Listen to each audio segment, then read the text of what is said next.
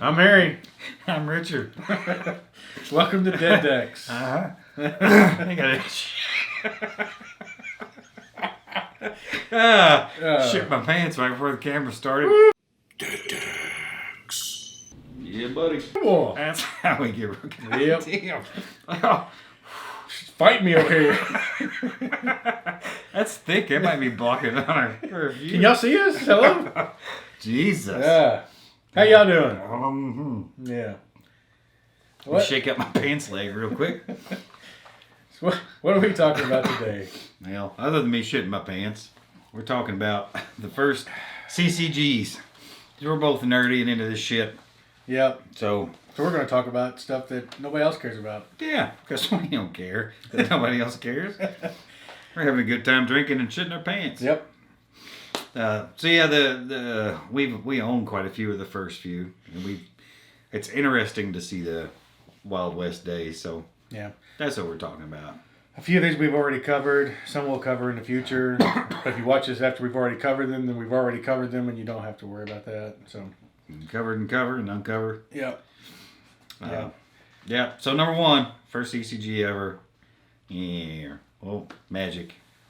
Yeah. But it ain't dead, so it ain't in our wheelhouse. No, it's way too big. There's much better people covering that shit than we could ever do.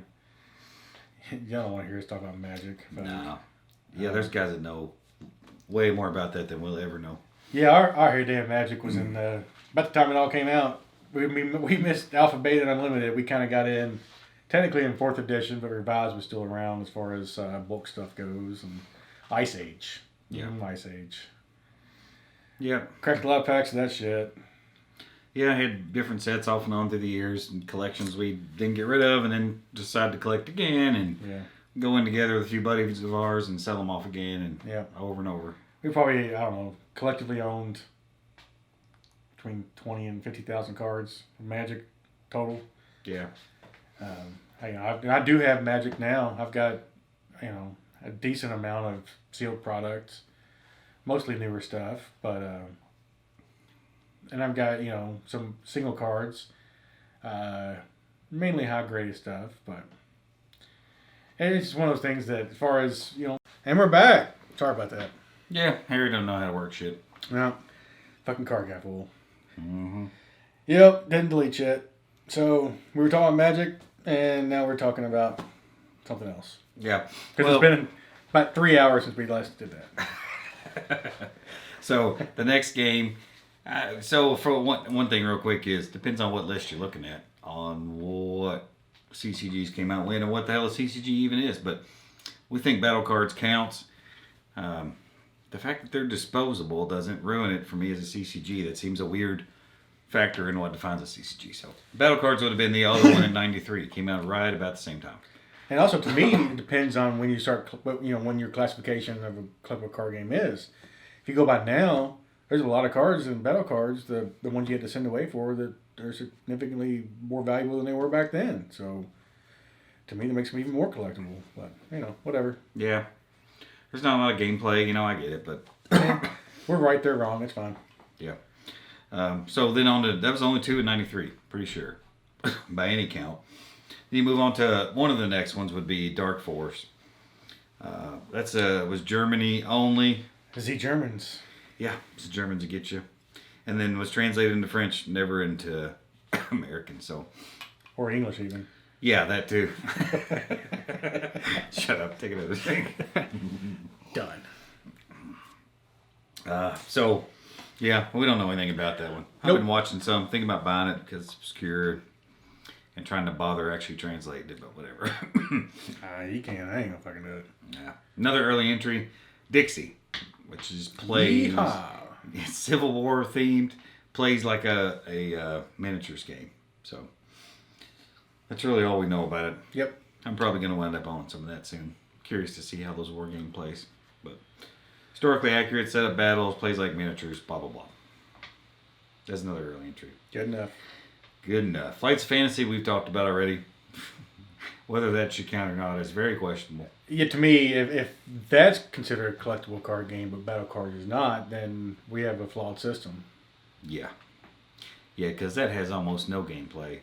And no certainly is collectability. not collectible. They had a couple shitty chase cards, but nobody fucking cares. I'd much rather have the send-in shit. Yeah. Oh yeah, the redemption cards for Battlecards, absolutely. Fuck yeah. Then all of the Flights of Fantasy set. Yeah, I'd rather have one than every Flights of Fantasy card ever fucking made. Unless it's really, really cold outside. And then I think I'll take the Flights of Fantasy. They're kind of glossy. They might burn well. So, I'll take the warmth then. So next we head down is Galactic Empires, which is a weird one. That one because it run forever. Well, for a lot of expansions, they crank that shit out. 3,000 cards in a 3 or 4 year span, something like that. They cranked it, and I'm torn on that one. We've got a few. We're gonna mess with it some more. I don't know. Don't know how I feel about that. It's kind of rough looking, kind of ugly, but it was one of the early ones. The later cards, as mentioned in our omnibus guide, looked. They said it looked pretty good, and I agree. The later sets look not too bad at all. Yeah, the awesome Scry card game Bible says that. Yeah, the artwork improved as they went on, and it definitely did. Yeah, definitely got better, and I think mechanics got better too. They did a lot of cool crossover stuff. They did some stuff with FPG with Guardians that I really like, and yeah, it's interesting. I want to like that one. Hopefully, it's not as difficult as like Hyborian Gates, but I'm gonna try to like that game. Next one, you know more than me. Illuminati. I don't know a lot about it. It's a Steve Jackson game. It's like Battlecards, so he was pretty busy there in the early '90s. It was based off the Illuminatis trilogy by Robert Anton Wilson and Robert Shea. And most of you all probably know, at least heard of Illuminati and government and behind the scenes Conspiracy stuff. I had a whole bunch of those cards many years ago. That would have been early 2000s. I had a ton, probably a couple thousand of them, and some people that were living with me at the time, I'm pretty sure took off with them when they left. So, unfortunately, I don't have any now. Not that I likely would have held on to them this long anyway. Still, asshole move. And now they're quite expensive to come by. Even loose stuff is really, really high. So we might eventually get some of that. I don't know. We'll see. I'm not going to spend $1,000 on that shit. I'm not going to spend $500 on them for loose cards either. So. No, hell no.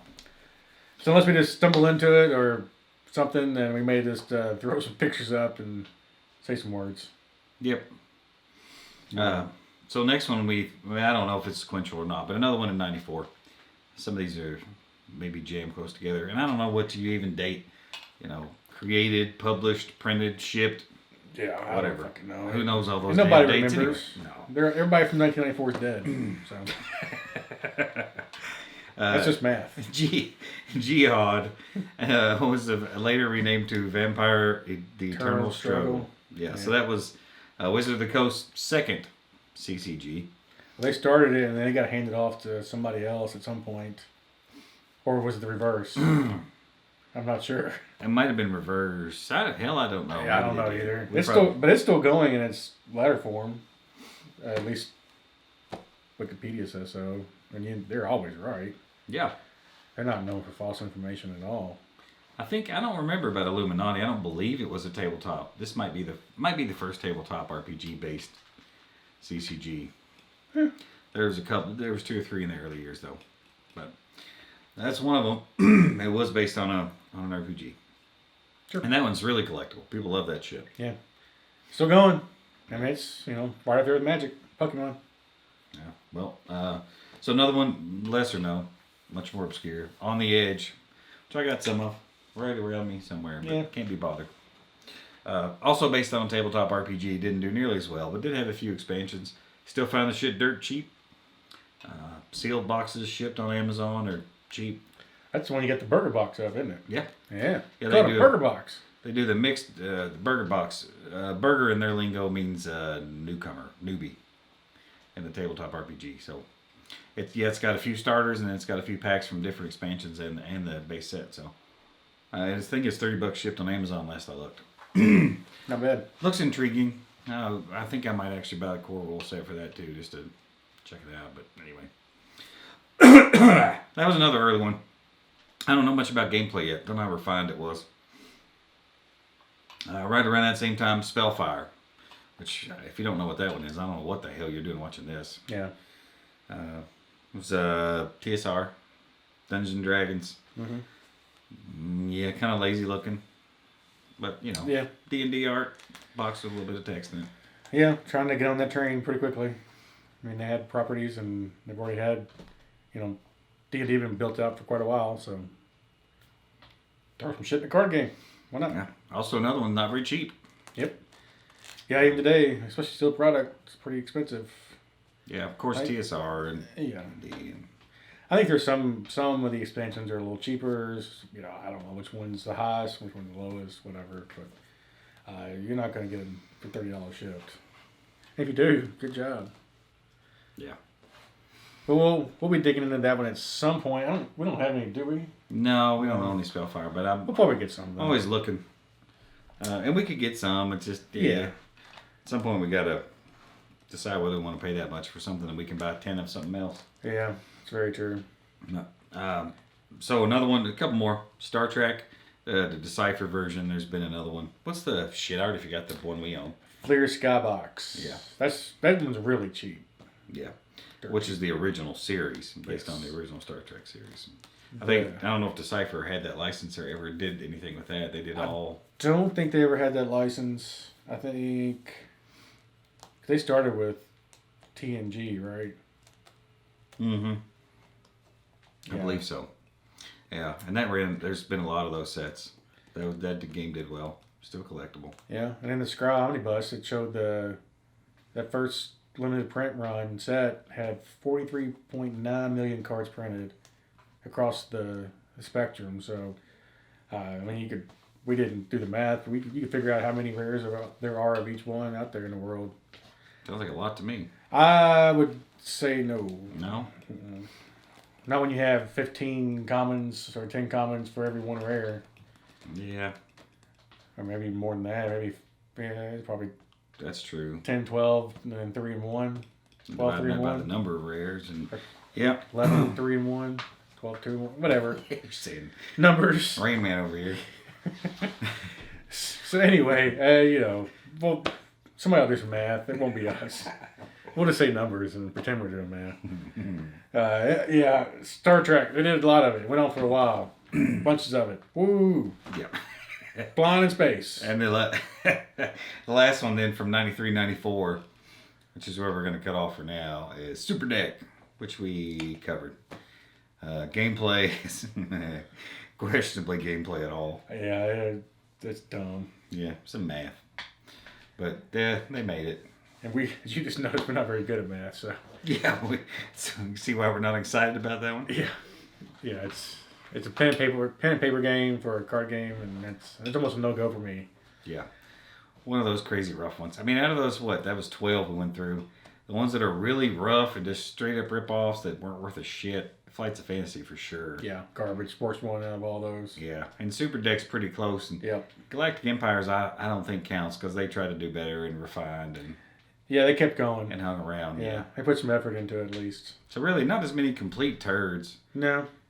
That we know of. I mean, we haven't gotten into a lot of these, so. Yeah. Dark Force, I mean, it's German. We'll never know. I'm not going to learn German to learn how to play it.